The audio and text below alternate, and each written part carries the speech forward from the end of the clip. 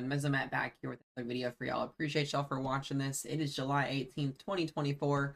We're going to run over the next 3 days worth of severe weather potential that we have. Actually, technically 2 days. I believe it's 2 or 3 days, something like that. But we're going to talk about that, and we're going to talk about the future pattern ahead. This shouldn't be too long of a video because there's really not a lot to talk about going forward after the next couple of days. We're going to be entering much more of a drier and less active weather pattern as far as severe weather goes. We'll still see general thunderstorms. We'll still see those heat indexes up in the hundreds over in the West Pacific and the Central Plains. But continuing to see a little bit of a cool down here in the Ohio Valley. Our temperatures today are in the low 80s for the next couple of days. So it's very nice here. Nothing too crazy going on. We got a couple severe thunderstorm warnings in North Carolina right now. We have a watch that's out over North Carolina until 10 p.m. if you're in the central and eastern part of North Carolina, so be mindful of that. If you guys will share this out as well and comment and like it as well. This will also be posted as well over on YT for anybody that would like to watch it on there as well. All right, guys, let's go ahead and hop into this video now, and we'll talk about the risk zones we have. We do have a marginal and a slight risk of severe weather, level 1 and level 2, over here into western North Carolina. We've actually got a special weather statement over here closer to Asheville. This is back at home where I used to live. So we've got multiple warnings out, multiple, weather statements out for storms that are firing off. Looks to be that Western North Carolina is getting their fair share now. Central North Carolina getting some storms right now as we talk about this. But that level 1 and that level 2 risk zone, slight and marginal today for much of North Carolina, South Carolina, and a little bit of Georgia and a little bit of Virginia. This is going to be wind and hail driven. I'm not expecting any tornadoes to be out of this. There could always be that isolated spin up that randomly happens. It's happened a lot this year. We don't get these 2%, so just be mindful of that. But wind and hail look to be the main risk over here. Over here into parts of the central, southern, and northern plains, we got a marginal risk, level 1 out of 5 from New Mexico, western Texas Panhandle, all the way up into Colorado, western Kansas, western Nebraska, and eastern Colorado. That is going to be hail and wind driven. And then you've also got another marginal risk of severe weather up here into parts of Montana, where we have a marginal level 1 risk for wind and hail as well. So really nothing too crazy other than what's going on over here in the parts of North Carolina. You can see the wind and the hail warnings that we've got ongoing over there right now. Now, what is this going to look like on the future cast for today? We'll go ahead and talk about what the models are putting out for you guys. We can cover this. The severe weather forecast for today, like I said, wind and hail are going to be the dominant effects. Could see a brief spin up tornado if anything were to happen with that.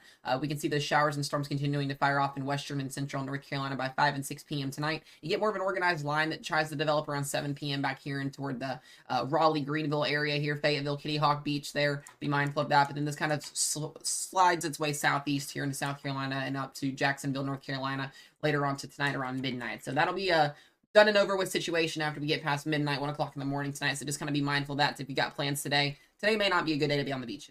Lightning, water spouts could also spin up potentially with these storms that move off the coast. So just kind of be mindful of that. And then that's done and said and over with as well. Let's go over here and let's go to our marginal risk zone that we've got here into the central plains. And you can see showers and storms kind of fire off in a linear line here off a dry line, basically around 7, 8 p.m. tonight.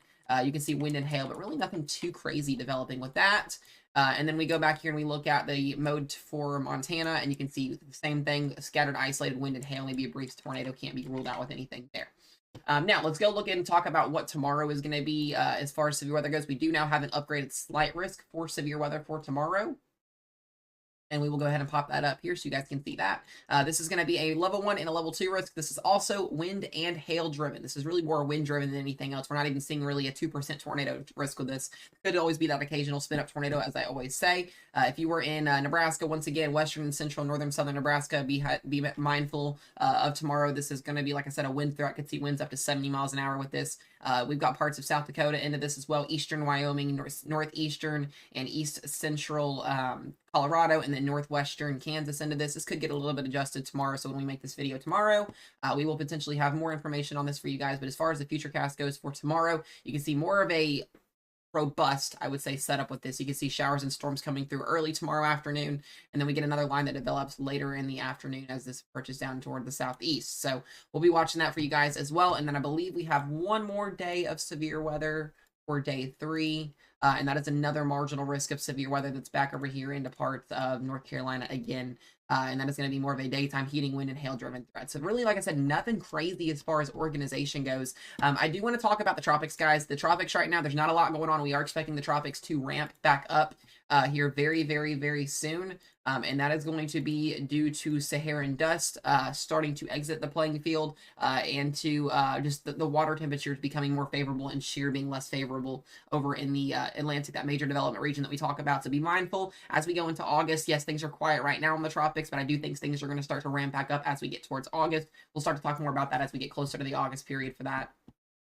Here's a model. This is the GFS run, the latest GFS coming in here, and we can kind of see the general thunderstorms where they're going to be at. You can see those that low that's over in North Carolina, South Carolina, all the way through Thursday and Friday. And then we can see, just general daytime thunderstorms a lot for much of the central and eastern United States all the way through next week. I don't see anything organized as far as severe weather goes as of right now. Maybe something potentially on Wednesday or Thursday next week. We have a low up over the Great Lakes. Could see a staggered cold front down, maybe some severe weather down into the southeast. But as far as big severe weather outbreaks, guys, not seeing it. And that's really, really good news as far as just giving a break for a lot of things. We might start to enter more of an active pattern as we go towards the first week of August, maybe. We'll continue to update you guys on that as far as that goes. We'll just kind of look at our trough ejection here and just kind of talk about what the wind is doing. And we can actually see here that high pressure is still dominant over the four corner. We've been talking about that a lot, really, for about a week and a half now. There's your dip in the jet stream. That low is going to be exiting the northeast today. That is why that severe weather is down into parts of North Carolina. That trough that falls up there in the northeast, that cold front that staggers down. We can see that exiting tomorrow. And then as we go into the next couple of days here, really not a lot going on. Maybe a little low that tries to surface up here, or a surface low that tries to set up over the Carolinas as we go into next Monday, potentially. But as far as anything organized goes, I don't see anything at least until Wednesday, and that would be a positively tilted trough that could come into play out of Canada as we go into parts of early and midweek next week. So we'll be watching this for you guys as far as that goes. Now, the temperatures are going to continue to be a problem as well. We'll just show you guys kind of what we're looking at as far as the temperature map here with things. You can clearly see those temperatures over in the central and west Pacific, guys. You can actually see the full-fledged trough ejection here. You can see the cool down that's technically ongoing in the Ohio Valley right now due to that trough ejection that came through, and you can see the warm heat that's on continuing. These heat indexes continuing to go above well above 110 over here in the parts of California, Nevada, Utah. You guys name it. If you're anywhere in Death Valley, it's clearly a brutal one.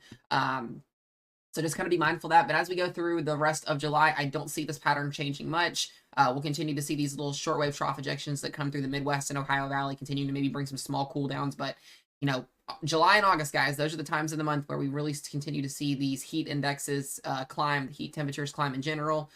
So be mindful you're out there drinking water. Make sure you're out there keeping yourself hydrated, keeping yourself how long you're outside for. Just make sure you're safe out there with anything that does happen. Make sure as well, guys, if you're outside and a general thunderstorm happens, you don't get struck by lightning. Make sure you go inside if lightning does happen. There's been a lot of lightning fatalities actually already this year, and we can talk more about that later on. But be weather aware, guys. Be safe, and I'll see you guys in tomorrow's video.